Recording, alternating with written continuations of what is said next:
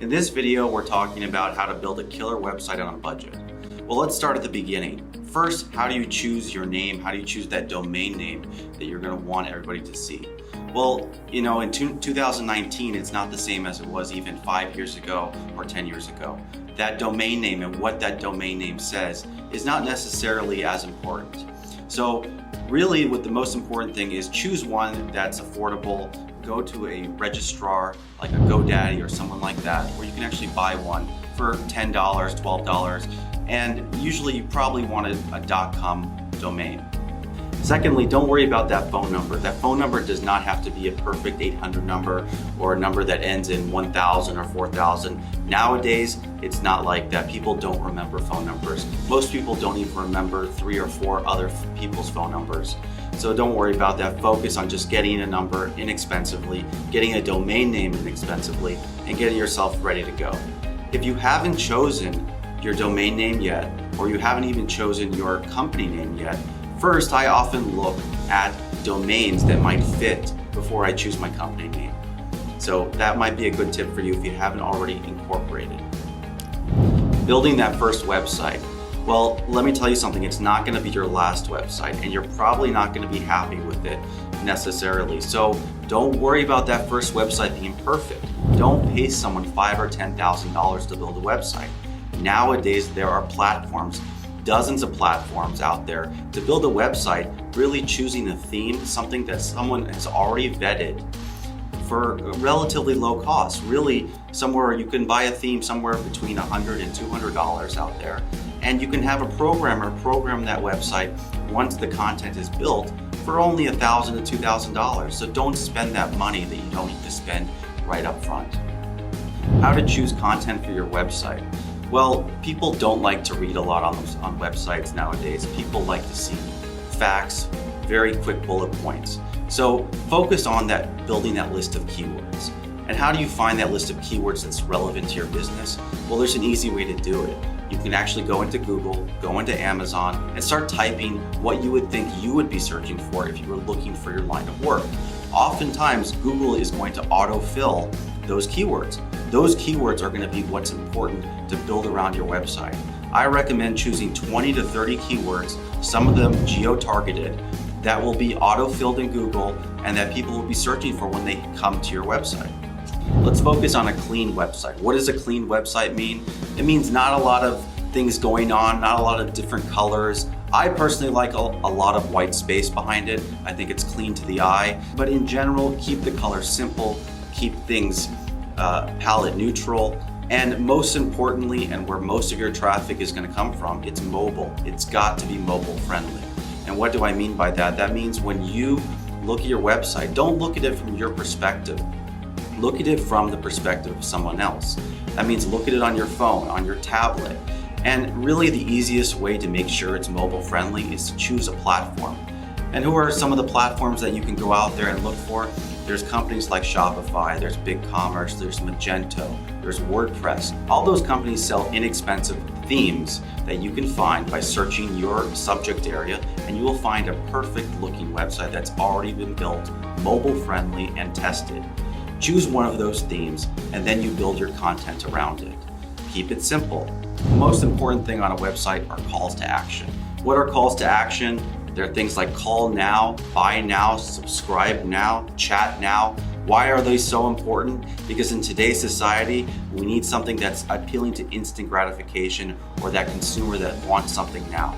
Nowadays, everything is so readily available, you have to make it readily available as well. Make sure your contact information is everywhere on your website. If you're scrolling down on your site or on your mobile site, make sure that phone number is always visible. It's got to be big and bold. Make sure your email address, your phone number, your address, whatever it is, it's always available in the view of somebody who's on your website. It's one of the most important things and one of the biggest failures of website. So why is it important to choose a specific platform from one of these big name companies that I mentioned? Well, for one, so many things are intertwined now with websites. Merchant processing, if you have a learning management system, if you have a CRM or a software that helps you enable salespeople to sell better. Everything is intertwined now with what's called apps inside your store. Therefore, these larger companies like Shopify, BigCommerce, Magento, WordPress, those companies have an app store that's available and easily intertwined with your website. So let's talk about apps, which ones might be important for your website. Number one, I believe in chat. I want to be available all the time. So if you're out and about, you might be at a restaurant with your family and you get a chat. You'd be surprised how often someone wants to chat nowadays rather than call in. A lot of sales are made on chat. Make sure to get that chat app into your website. Other important apps would be a calendar app or like I mentioned, a CRM app or an app that helps your salespeople sell. Those apps will be intertwined directly with your Gmail accounts or whatever accounts you've set up already. Nowadays, everything should be automated. Don't make extra paperwork or extra steps for your salespeople or employees. Make it simple. Especially when you're marketing, you're gonna need apps that are directly linked to Google Shopping, Facebook, Instagram. These platforms that you're gonna buy already have those built in for free. You're not gonna have to spend more money, and it's actually something that you can manage. I'm not a programmer, and I'm sure many of you don't have that experience as well. But I can tell you something, all of these websites and platforms were built for you to manage them and not to have to hire a programmer each time you want to change something. One of the things I recommend is actually building landing pages. Landing pages that are similar to your website, have a similar look, but are one page and are very simple. Have one or two simple calls to action and don't give people a lot of information. As an owner, for me, the most important thing is the dashboard on your site. The dashboard tells you all those stats, the quick snapshot of stats that I want to know. Sales for the day, number of people that came to the site for the day, phone calls, etc. And these platforms have already built in those kind of analytics for your website. So make sure to learn your dashboard, set it up properly to the stats that are important to you. Let's talk about writing content in general for the website or once someone is on your product page or your service page. Make sure to direct it to them. So let's say you're a general contractor or you're a HVAC or plumber or somebody who's offering that service. So make sure to mention those keywords in your content multiple times because Google will use that to help find you on the web. And the customer's looking for that. Also, what's important is back-end content. What do I mean by back-end content? That's the content that you will actually write into metadata fields, and there are fields within the back end of your platform that allow you to do that, including writing content on the back end of your image. So it gets picked up by places like Google, Facebook, Instagram, and so forth. Why do I think the platform is super important? It's also important because of merchant processing. If you take a credit card or you take different forms of payment like PayPal, Amazon Pay, etc., you want to have the platform tied in with the merchant processor. And often the platform can serve as that as well. And the platform will go to bat for you. If you have a dispute with your customer, often the platform is really defending you just as much as they are defending the end user. Another great feature of these platforms is that you get instant notifications. I like to get an instant notification if I have a sale or if there's a service that's required or a customer's asking a question. You need to be available all the time. If you want to grow, you have to be available. Therefore, if a chat's coming in and you're the sole owner or you have one employee, you want to make sure to always be watching over it. And that's why these platforms are great.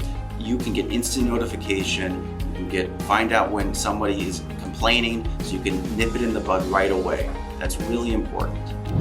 So let's sum up this topic. Number one, don't worry about that domain name. It doesn't have to be exactly the way you want it. People find you differently nowadays.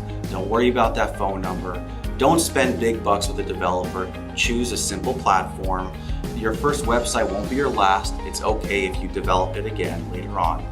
Choose a simple platform, lots of calls to action, mobile friendly. Make sure it's mobile friendly, clean, and you should be ready to go. So check out the links below in the description and make sure to subscribe for more business tips coming forward in the next couple of weeks.